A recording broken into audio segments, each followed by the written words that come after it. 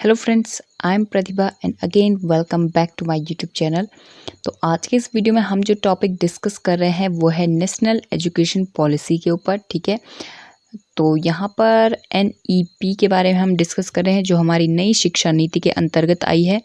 National education policy 2020-21 से related जो हमारी अभी आई हुई है लेटेस्ट। ठीक है, उसके ऊपर आज हम बात कर रहे हैं। एक्चुअली हमें कमेंट सेक्शन पे भी आया था कि थोड़ा इसके बारे में बता दीजिए कि इसके ऊपर आप असाइनमेंट किस तरीके से प्रिपेयर करेंगे।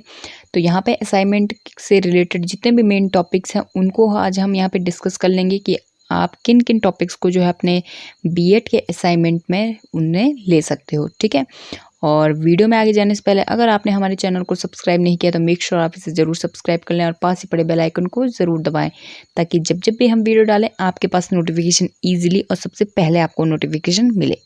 ठीक है, तो हम डिस्कस कर लेते हैं कि NEP यानी कि हमारी जो नेशनल एजुकेशन पॉलिसी है वो आखिर है क्या। तो सबसे पहले हम थोड़ा बहुत इसके बारे में डिटेल हम देखेंगे। आई होप कि आपको स्क्रीन पर ये काफ़ी अच्छी तरीके से दिख रहा होगा। नेशनल एजुकेशन पॉलिसी के बारे में हम थोड़ा डिस्कस करेंगे यहाँ पर। तो क्या है कि हाल ही में मानव संसाधन प्रबंधन मंत्रालय ने एजुकेशन पॉलिसी में बदलाव किया है। यह बदलाव इसरो प्रमुख डॉक्टर कस्तूरी रंगन की अध्यक्षता में किया गया है। ठीक है, ये भी एक मोस्ट इंपॉर्टेंट क्वेश्चन है जो कि आपके CTET से रिलेटेड भी हो सकता है।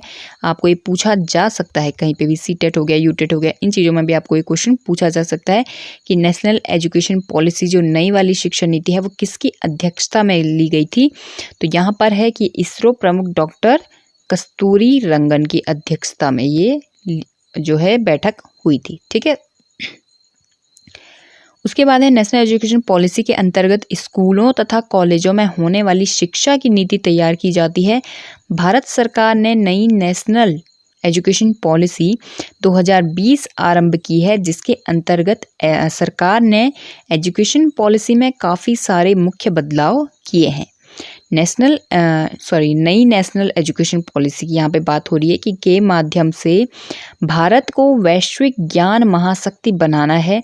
अब मानव संसाधन प्रबंधन मंत्रालय शिक्षा मंत्रालय के नाम से जाना जाएगा। ठीक है, ये भी एक मोस्ट इम्पॉर्टेंट क्वेश्चन है जो कि आपके CTET या फिर UTET में पूछा जा सकता है कि मानव संसाधन प्रबंधन मंत्रालय का अब नाम क्या हो गया है। तो अब उसका नाम हो गया है शिक्षा मंत्रालय। ठीक है, फिर है नेशनल एजुकेशन पॉलिसी के अंतर्गत 2030 तक स्कूली शिक्षा में 100% GIR के साथ पूर्व विद्यालय से माध्यमिक विद्यालय तक शिक्षा का सार्वभौमिककरण किया जाएगा।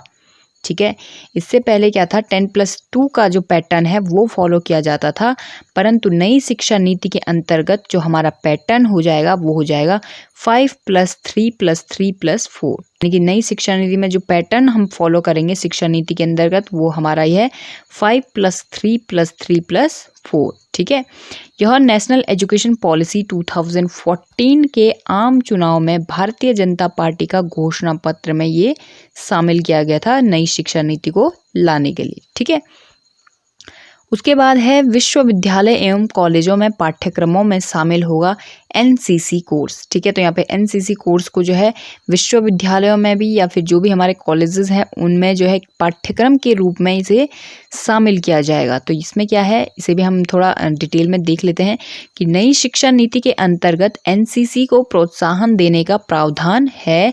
इसी बात को ध्यान में रखते हुए UGC एवं NICT द्वारा NCC को विश्वविद्यालयों में एक वैकल्पिक विषय के रूप में चुनाव किए जाने का निर्णय लिया गया है। NCC के माध्यम से देश के विद्यार्थी अनुशासित एवं देशभक्त बन पाएंगे। NCC के एक सामान्य वैकल्पिक क्रेडिट पाठ्यक्रम होता है। ठीक है, जिसकी जानकारी NCC निदेशालय के कमांडिंग अफसर द्वारा सभी विश्वविद्यालयों तथा टेक्निकल संस्थानों के कुलपतियों को प्रदान की गई है। इस पाठ्यक्रम के बारे में भी कमांडिंग अफसर द्वारा विस्तृत जानकारी प्रोजेक्शन एवं ब्रीफिंग के द्वारा प्रदान की गई है। तो बेसिकली इसमें वही चीज़ें हैं कि विश्वविद्यालय और कॉलेजों में जो है कि जो पाठ्यक्रम में है वो है NCC कोर्स को शामिल करने का इसमें जो है एक निर्णय लिया गया है हमारी नई शिक्षा नीति के द्वारा।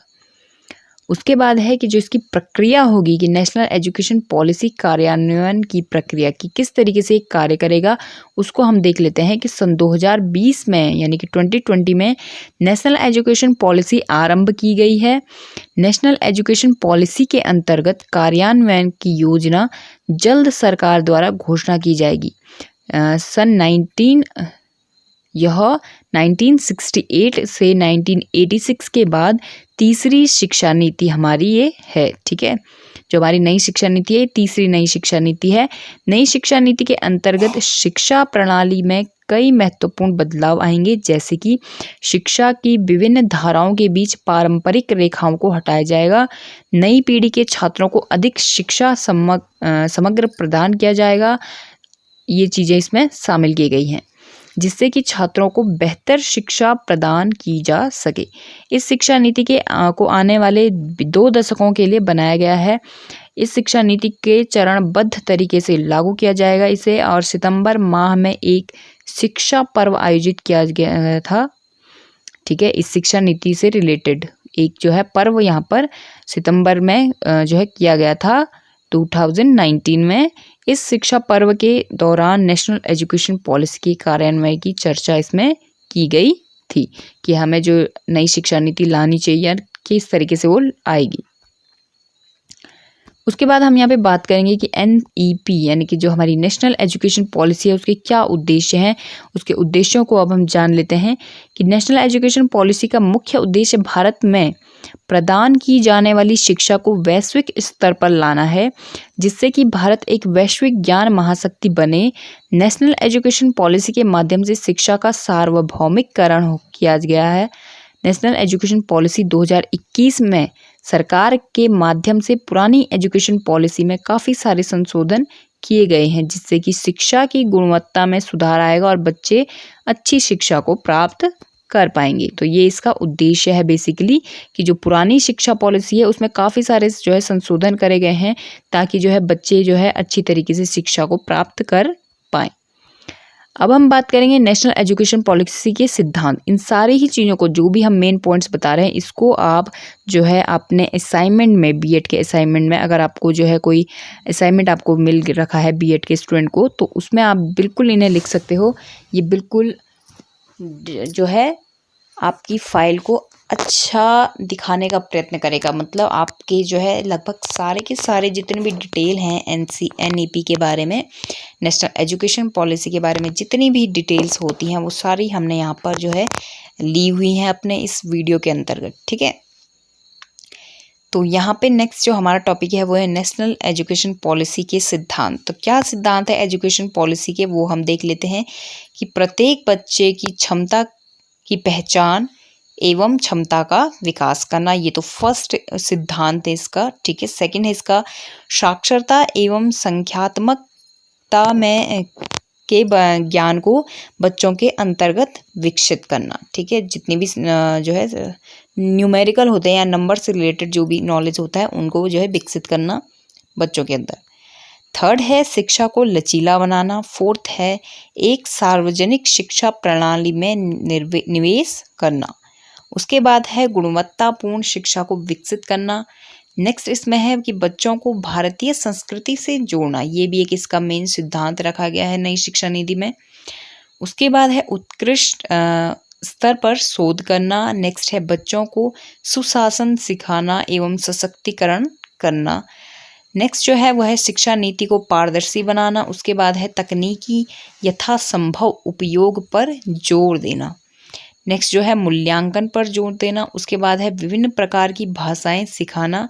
और जो लास्ट इसमें पॉइंट है वह है बच्चों की सोच को रचनात्मक एवं तार्किक यहाँ पर करना या बनाना। ठीक है, तो ये कुछ पॉइंट्स थे जो उसके सिद्धांतों से रिलेटेड थे कि जो हमारी नेशनल एजुकेशन पॉलिसी है वो किन सिद्धांतों पर जोर देगी। ठीक है, तो यहाँ पे इतने सारे ऑप्शंस पे वो बहुत ध्यान देने वाली है इस बार नई शिक्षा नीति। ठीक है, उसके बाद हमने यहाँ पे थोड़ा सा विवरण लिया है कि नेशनल एजुकेशन पॉलिसी का विवरण कि इसके अंतर्गत किन किन चीज़ों के ऊपर ज़्यादा ध्यान दिया जाएगा, मतलब क्या क्या चीज़ें उन्होंने शेड्यूल में बनाई है, चाहे वो एक शिक्षक के लिए हो या फिर वो शिक्षार्थी के लिए हो।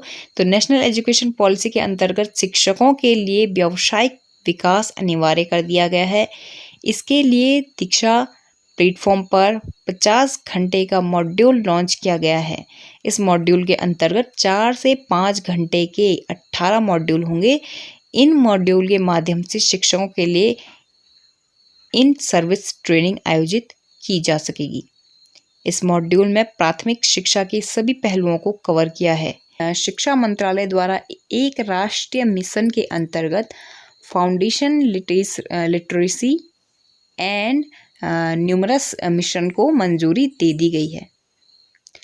सरकार द्वारा दिशा प्लेटफॉर्म के माध्यम से ई लर्निंग का काफ़ी विकास किया जाएगा, ठीक है। अभी क्योंकि जो है हमें पता है कि इस तरीके से जो है हमारे यहाँ जो पेंडेमिक टाइम जो चल रहा था बीच में, तो इससे ई लर्निंग को काफ़ी ज़्यादा बढ़ावा मिला है। तो ई लर्निंग पर यहाँ पे काफ़ी ज़्यादा जोर दिया जाएगा। नई शिक्षा नीति के अंतर्गत इसका विकास किया जाएगा, ठीक है, जिससे कि छात्रों को ई कंटेंट जो है उपलब्ध कराया जा सके, ठीक है।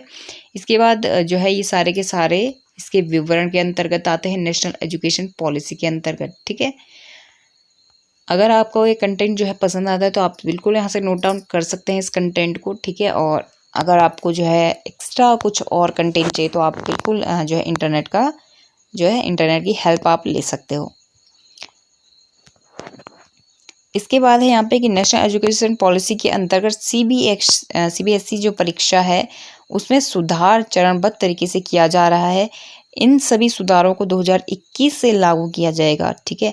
एकेडमिक ईयर 2021-22 से गणित तथा हिंदी, अंग्रेजी तथा संस्कृत 2 स्तरों में पेश की जाएगी। इसके अलावा 10वीं और 12वीं कक्षा के लिए बोर्ड परीक्षा में योगदान आधारित प्रश्नों में वृद्धि इसमें की जाएगी। यह योगदान आधारित प्रश्नों को बोर्ड परीक्षा में आरंभ किया जा चुका है और प्रतिवर्ष इन्हें 10% की दर से इसे बढ़ाया जाएगा। जो भी क्वेश्चंस में थोड़ा बहुत चेंजेस अब देखने को मिलेंगे क्वेश्चन पेपर में, ठीक है। उसके बाद है पर्सनल एजुकेशन पॉलिसी, शिक्षण प्रशिक्षण के लिए है। तो ये चीज़ भी अगर आप लिखना चाहें अपने जो है नेशनल एजुकेशन पॉलिसी के अंतर्गत तो आप लिख सकते हैं, वरना आप इसे स्किप भी कर सकते हैं। उसके बाद आता है यहाँ पे नेशनल एजुकेशन पॉलिसी अब समग्र शिक्षा में प्री प्राइमरी भी शामिल होगी, ठीक है। तो इसमें देख लेते हैं कि इसमें क्या कहना ये चाह रहे हैं कि शिक्षा मंत्रालय स्कूलों में राष्ट्रीय शिक्षा नीति के सफलतापूर्वक कार्यान्वयन कराने में के जो कार्य में उसमें जुटा हुआ है।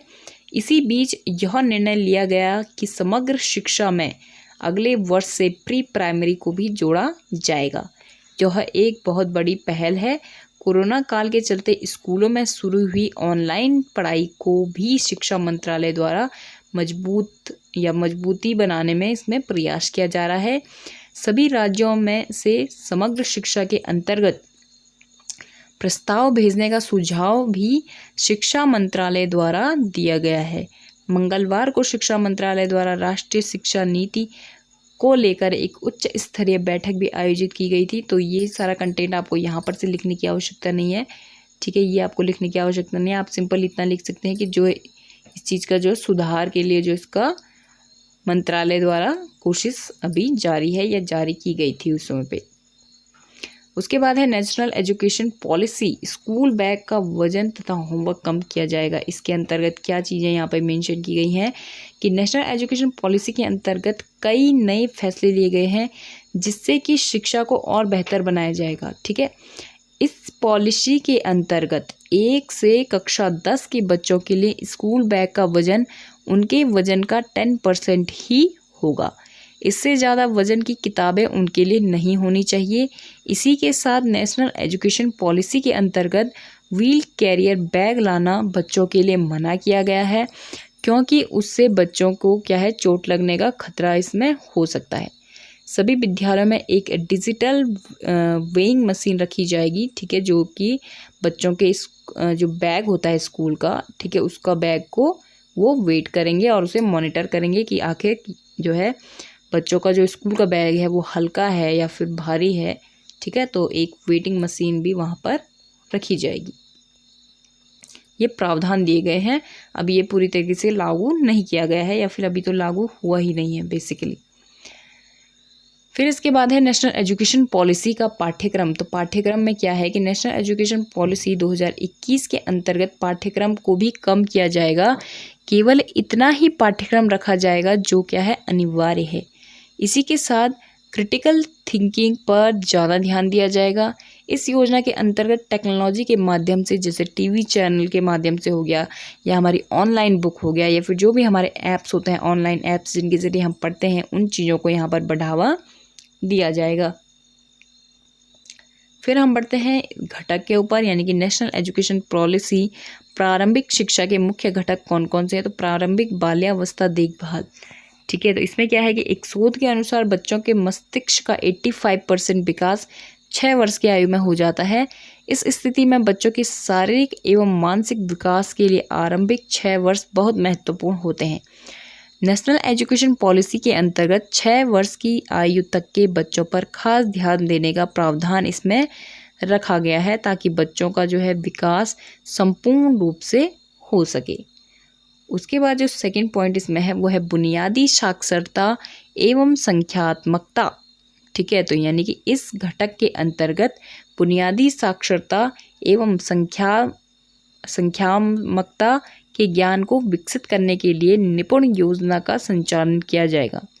इस योजना का पूरा नाम national initiative for processing in reading with understanding and numerous है। इस योजना के माध्यम से आधारभूत साक्षरता एवं संख्यात्मकता का ज्ञान छात्रों को तीसरी कक्षा के अंत में प्रदान किया जाएगा, जिससे वह पढ़ने, लिखने एवं अंकगणित को सीखने की उनमें जो है क्षमता क्या है विकसित की जा सके, या फिर उनमें जो इस चीज़ की क्षमता पैदा हो सके।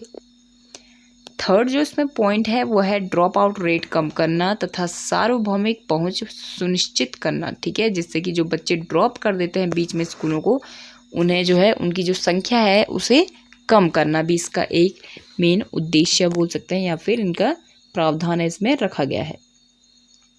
तो इसमें क्या है कि नेशनल एजुकेशन पॉलिसी आरंभ करने का एक मुख्य उद्देश्य ड्रॉप आउट रेट में कमी करना है। इस योजना के माध्यम से शिक्षा प्रणाली को लचीला बनाया जाएगा, जिससे कि बच्चे आसानी से शिक्षा प्रारंभ करने में सक्षम हो पाएंगे। बच्चे उन विषयों का चयन कर सकेंगे जो वो पढ़ना चाहते हैं। नई शिक्षा नीति के अंतर्गत चुनाव के विकल्प को लचीला बनाया गया है, जिससे कि ड्रॉप आउट रेट में कमी ला सके या फिर कमी आ सके। उसके बाद जो पाठ्यक्रम है वो किस तरीके का होगा, 5+3+3+4, ये चीज़ अभी हमने स्टार्टिंग में भी इसे मेंशन किया था। तो 5+3+3+4 का स्कूली पाठ्यक्रम, यानी कि शिक्षा की रूपरेखा को 5+3+3+4 की स्कूली पाठ्यक्रम में विकसित किया जाएगा, जिसमें 3 से 8, 8 से 11, 11 से 14 और 14 से 18 वर्ष की उम्र के बच्चे शिक्षा प्राप्त कर सकेंगे। इस रूपरेखा के पहले भाग में प्री स्कूल के 3 साल तथा प्राथमिक स्कूल की पहली व दूसरी कक्षा, ठीक है। ये हो गया हमारे 5 तक का। उसके बाद है कक्षा 3 से 5, कक्षा 6 से 8 एवं कक्षा 9 से 12 इसमें शामिल हैं, ठीक है। यह रूपरेखा विद्यार्थियों का समग्र विकास करने के लिए तैयार की गई है।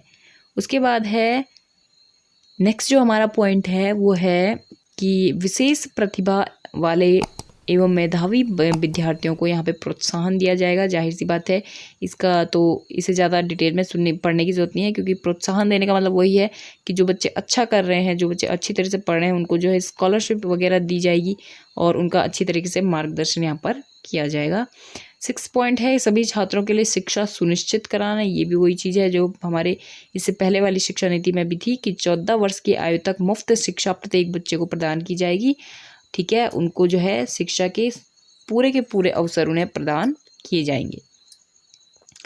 7 पॉइंट यहाँ पे है स्कूल कॉम्प्लेक्स और या फिर के माध्यम से स्कूल संसाधन, ठीक है। तो इसमें क्या है कि ये इस योजना का संचालन राष्ट्रीय, राज्य, जिला, ब्लॉक एवं स्कूली स्तर पर किया जाता है। नेशनल एजुकेशन पॉलिसी कार्यान्वयन में स्कूल एक महत्वपूर्ण भूमिका यहाँ पर निभाता है। स्कूल के माध्यम से इस शिक्षा या इस योजना का संचालन करके बच्चों को लाभ प्राप्त किया जाता है। स्कूली स्तर पर सभी शिक्षकों को इस पॉलिसी का ज्ञान होना अत्यंत आवश्यक है। ठीक है, उसके बाद जो नेक्स्ट पॉइंट है वो है स्कूली शिक्षा के लिए मानक निर्धारण, यानी कि स्कूलों द्वारा स्कूली शिक्षा नियामक प्रणाली बनाई जाएगी जिसका लक्ष्य शैक्षिक परिणाम को सुधार करना है। इस प्रणाली द्वारा समय समय पर शोध किया जाएगा। इस प्रणाली द्वारा नेशनल एजुकेशन को लागू करने के जो भी तरीके हैं उन पर अध्ययन किया जाएगा और बाद में उसका मूल्यांकन किया जाएगा। ठीक है, उसके बाद हमने यहाँ पे घटक लिया है कि नेशनल एजुकेशन पॉलिसी के जो भी शिक्षा के कुछ घटक हैं वो कौन कौन से हैं। फर्स्ट है इसमें गुणवत्तापूर्ण विश्वविद्यालय एवं महाविद्यालय। ठीक है, तो जी ऐसे ही विश्वविद्यालय ऐसे ही महाविद्यालय जो है होने चाहिए जिनकी गुणवत्ता काफ़ी अच्छी है।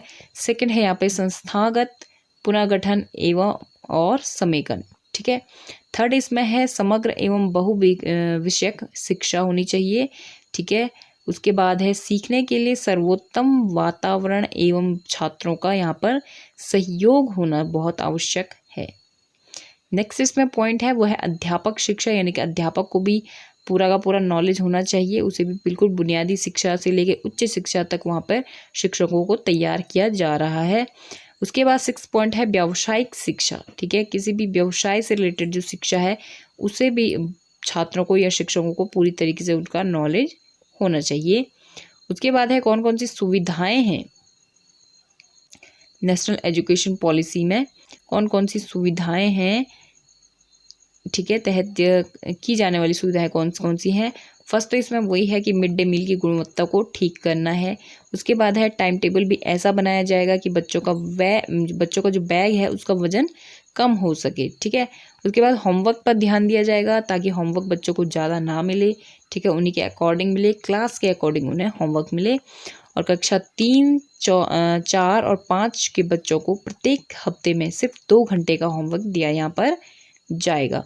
उसी के बाद जो है ऊपर क्लासेस बढ़ने पर जैसे 6वीं से 8वीं तक के बच्चों को प्रतिदिन 1 घंटा और 9वीं से 12वीं के बच्चों को प्रतिदिन 2 घंटे का होमवर्क यहाँ पर दिया जाएगा। उसके बाद है नेशनल एजुकेशन पॉलिसी 2021 की विशेषताएं। तो कौन कौन सी विशेषताएं हैं इस पॉलिसी की वो अभी हम यहाँ पे देख लेते हैं। कि फर्स्ट है मानव संसाधन प्रबंधन मंत्रालय अब शिक्षा मंत्रालय के नाम से जाना जाएगा। सेकंड यहाँ पे है नेशनल एजुकेशन पॉलिसी के अंतर्गत शिक्षा का सार्वभौमिकरण किया जाएगा जिसमें मेडिकल और लॉ की पढ़ाई शामिल नहीं की गई है। थर्ड इसमें है पहले 10+2 का पैटर्न फॉलो किया जाएगा किया जाता था, परंतु अब जो है कौन सा पैटर्न हम यहाँ पे फॉलो करेंगे 5+3+3+4 वाला, ये पैटर्न अब हम फॉलो करेंगे 12 तक की क्लास के लिए। उसके बाद है फोर्थ है 6ठी कक्षा से व्यावसायिक परीक्षण इंटर्नशिप आरंभ की जाएगी। नेक्स्ट यहाँ पे है 5वीं कक्षा तक शिक्षा मातृभाषा या फिर क्षेत्रीय भाषा में उसे प्रदान की जाएगी। उसके बाद है पहले साइंस, कॉमर्स और आर्ट स्ट्रीम होती थी, परंतु अब क्या है इस नई शिक्षा नीति में ऐसी कोई भी स्ट्रीम नहीं रखी जाएगी। जो बच्चा किसी भी सब्जेक्ट को जो है पढ़ना चाहता है वो कोई सा भी सब्जेक्ट लेकर के उसे पढ़ सकता है या अपनी पढ़ाई को पूरा कर सकता है। अब ऐसा नहीं है कि साइंस में आपको फिजिक्स, केमिस्ट्री, मैथ इन तीनों को लेने की आवश्यकता है, ऐसा कुछ नहीं है। अगर आपको सिर्फ फिजिक्स में इंटरेस्ट है तो आप फिजिक्स भी ले सकते हो, उसके साथ आप ड्राइंग भी ले सकते हो, आप सिंगिंग ले सकते हो। तो ये आप पर डिपेंड करता है या फिर बच्चे पर डिपेंड करता है कि वो क्या चीज़ पढ़ना चाह रहा है। नेक्स्ट पॉइंट यहाँ पे है कि छात्रों को 6ठी कक्षा से ही कोडिंग सिखाई जाएगी। फिर है उसके बाद सभी स्कूल डिजिटल हो जाएंगे, यानी कि डिजिटलीकरण उनका किया जाएगा। उसके बाद है सभी प्रकार के ई कंटेंट को क्षेत्रीय भाषा में ट्रांसलेट किया जाएगा। जितने भी ई लर्निंग है अगर उस इंग्लिश में है तो उन्हें उनकी क्षेत्रीय भाषा में भी उन्हें ट्रांसलेट किया जाएगा।